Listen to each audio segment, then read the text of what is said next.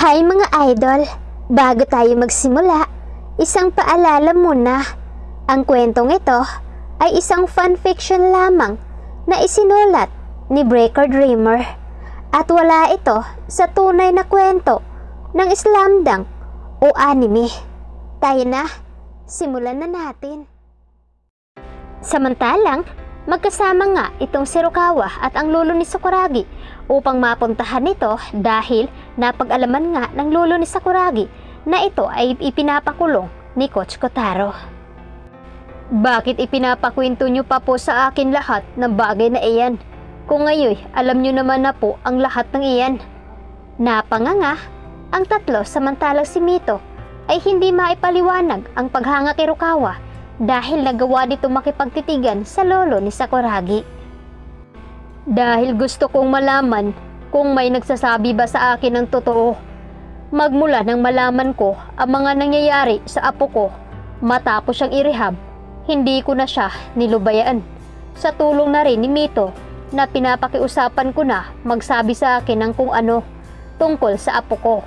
Naging madali iyon para sa akin. Saad naman ni Don Fermin kay Rukawa. Ibig niyo pong sabihin, alam niyo ang nangyayari kay Sakuragi sa tulong ni Mito? Paniniguradong tanong ni Rukawa. Hindi sumagot si Don Fermin sa kanya, bagkus ay ngumisi lamang ito. Ang apo ko, lumaki siyang naging malakas kahit na parihas nang nawala ang kanyang mga magulang. Huli ko nang masaksihan ang paglaki niya. Sa pagkakataong ito, babawi ako sa lahat ng pagkukulang ko bilang lolo niya. May bahid na kalungkutan ang tono ng pananalita ni Don Fermin kahit nakasalungat ng ekspresyon nito ay galit. Paano niyo po sasabihin kay Sakuragi na lolo ka po niya? Baka magalit lamang ho iyon sa inyo. Saad naman ni Noma. Inaasahan ko na mangyayari iyan. Sa tinagal ba naman ng taon na hindi ko siya nakasama, baka nga mas masanay na ang apo ko na mag-isa na lamang. Saad naman ni Don Fermin. Sir, matagal na po namin nakasama si Sakuragi. Kahit na minsan po'y napakamainitin ng ulo nun, may mabuti pa rin iyong kalooban. Mas lalo na po kung maayos niyo pong sasabihin sa kanya ang naging dahilan niyo mula sa simula. Pagsingit ni Mito, tipid lamang ang ngiti ni Don Fermin. Sana nga maintindihan ako ng apo ko bago mahuli ang lahat. Hindi na ako bumabata. Gusto ko bago ako mawala, maibigay ko ang lahat ng ari-arian ko sa apo ko. At bilang pasasalamat na rin sa inyo sa pagiging totoong kaibigan nyo sa kanya, may ibibigay rin ako sa inyong gantimpala. Saad muli ni Don Fermin. Sir, bukal po sa loob namin ang tulungan si Sakuragi kahit wala na pong kapalit. Anas muli ni Mito. Sira ka pre, gagantimpalaan na nga tayo, tatanggihan mo pa. Singhal naman ni Okoso. Natawa naman ang lolo ni Sakuragi sa sinaad nito. Manahimik ka nga, Okoso, hindi ka na nahiya. Asik ni Takamiya. Pero kung talagang pinipilit niyo po na magkaroon kami ng gantimpala sir, tatanggapin namin. Ngising saad muli ni Takamiya. Napahilamos na lamang ng palad sa mukha si Mito dahil sa kahihiyan sa mga kaibigan. Kayo mga bata talaga kayo. Huwag kayong mag-alala kahit ayawan nyo pa ang ibibigay ko. Sa inyo pa rin iyon at hindi ako tumatanggap ng hinding sagot. Pangising saad ni Don Fermin. Samantalang, maya-maya pa ay natahimik ang lahat nang tumunog ang cellphone ni Don Fermin. Naging instant malamig na naman ang aura nito. Yes, attorney. Papunta na kami. Ikaw na ang bahala sa apo ko. Make sure na pagdating ko ay malaya na po ang apo ko. Saad ni Don Fermin na kausap mula sa kabilang linya. Okay sige, ako na ang bahala sa mga umapi sa apo ko. Nangilabutan ang lima sa narinig dahil sa sinabi ni Don Fermin. Sige, huling sinabi nito bago pinatay ang tawag. Samantalang, ilang oras din ang binahe nila Rukawa kasama ang lolo ni Sakuragi. Magmula nang matapos ang pag-uusap nito mula sa cellphone ay hindi na ito umimik pa. Nakatingin lamang ito sa laptop habang may seryosong mukha. Hindi rin nagawang mag-ingay nila Mito dahil sa takot na baka biglang magalit ito. 2.5 hour ay nakarating na rin sila sa presento ng Kanagawa. Maliit lamang ito kumpara sa Osaka na city. Kung tutuusin dahil nandoon rin ang iba't ibang establishment. Nang makababa silang 5 at tanging naiwan sa loob ng kotse ay si Don Fermin. May isang lalaki na may dalang atake chase o ang lumapit sa pintuan ng kotse. Kumatok ito mula sa bintana kung saan dun bandang nakaupo si Don Fermin. Pinagbuksan ito ni Butler Lee at pumasok naman ito sa loob. At pagkaraan ay sinirado din ang pintuan ng sasakyan. Pamasid-masid lamang ang 5 mula sa labas ng presento habang hinihintay nilang matapos ang pinag-uusapan nila ni Don Fermin at nung lalaki.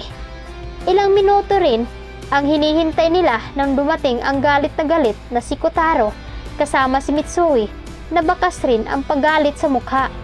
Dumiretso ito sa loob ng presento nang hindi man lang tumingin sa kanilang direksyon. Maya-maya pa ay narinig nila Mito ang ingay mula sa loob kaya dali-dali silang tumungo doon at tiningnan kung ano ang nangyayari. Pagkapasok pa lamang ay bumungad na agad ang pangduduro ni Mitsui kay Sakuragi. Samantalang galit namang si Kotaro habang kung ano-ano na lamang ang sinasabi kay Sakuragi. Anong klaseng rules ang meron sa presentong ito at hinayaan yung makalaya ang kriminal na ito? Galit na nagsisigaw na saad ni Kotaro. Prente lamang nakaupo si Sakuragi doon habang may malamig na tingin na ipinupukol kay Mitsui. Bigla tuloy naalala nila Mito ang sinabi ni Sakuragi na meron pang atraso si Mitsui dito. Marahil ganun na lang ang galit at kasing lamig ang titig nito kay Mitsui dahil doon. Sir, ilang beses ko rin bang sasabihin sa inyo na minor de edad pa lamang ho ang kinakasuhan nyo. Hindi nga dapat kami nakinig sa paratang nyo dahil wala naman akong nakikitang dahilan para ikulong siya. Ang utos lamang ni Boss Chief ang sinusunod namin. Anas ng pulis na sinasabihan si Kotaro. Ako na nga ang nagsasabi sa inyo, masama ang tao na iyan. Kinidnap niya ang anak ko. Natigil sa pagsasalita si Kotaro nang may biglang sumingit doon. Ikaw ang dapat kasuhan nang sa pamimintang na wala namang sapat na ebidensyang nakukuha. Hinuli nyo ang alaga ko nang wala namang warrant of arrest. Kayo dapat ang makulong at matanggal sa trabaho dahil sa ginawa nyo sa inosenteng tao. Nangilabutan si Mito at ang kasamahan nito dahil sa narinig mula sa lalaki na kausap ni Don Fermin mula sa kotse. At sino ka naman na nangingialam ka sa usapan? Galit na tura ni Mitsui na nilapitan pa sana nang harangin siya ni Butler Lee. Huwag mo nang balaking humakbang pa ng isang beses, bata, dahil kahit nandito pa tayo sa presinto, sasaktan kita. Firm na firm ang boses na saad ni Butler Lee na ikinaatras ni Mitsui. Napalunok ito at agarang sinunod ang sinabi nito. Uulitin ko, alaga ko ang pinagbibintangan nyo sa kasong hindi naman niya ginawa. Ako ang attorney niya. Nagulat si Kotaro at Mitsui sa narinig. Bagamat ganun din si Sakuragi ay hindi na lamang siya nangialam sa usapan nila. Saan naman kukuha ng pambayad ang bastardong iyan? Mas mahirap pa iyan sa daga. Ngising saad ni Kotaro, nagitla ang lahat nang may malakas na tumama mula sa sahig. Malakas pala itong tinukod ni Don Fermin ang kanyang hawak na mamahaling tungkod. May nakaalalay sa kanya na bodyguard habang naglalakad siya at galit na nakatingin kay Kotaro. Ako ang nagbayad para sa attorney ng apo ko. At ikaw na lalaki ka, mas makakabuting sa loob ka na lamang ng selda manirahan.